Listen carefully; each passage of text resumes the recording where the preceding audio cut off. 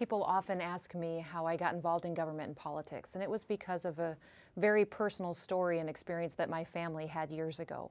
When I was attending college, my dad was killed in an accident on our family farm, and it was devastating for all of us. We picked up the pieces. I quit college, came home, and became the general manager of the operation. And while we were trying to keep our row crop and cow-calf operation going, we got a letter in the mail from the IRS saying that we owed death taxes. Now, we had land that had been in our family for generations. We had cattle, machinery, but we didn't have money in the bank to pay those taxes. And it was very devastating for us. It made me angry. We ended up taking out a loan to pay off those taxes, but it took us 10 years.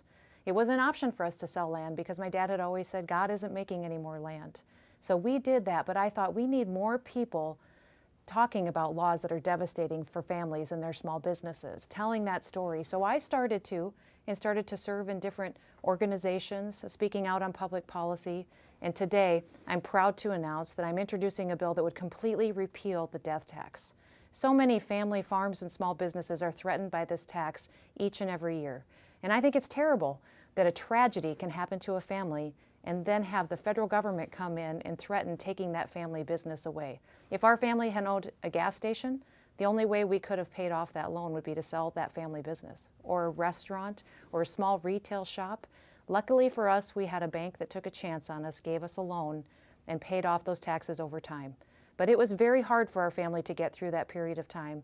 And so I'm hopeful today that as I introduce this legislation to repeal the death tax, that we'll get wide support and get it signed into law under the new administration. It's a bipartisan bill. People recognize how crippling it can be to the American dream and to pass on businesses and family farms and ranches to the next generation.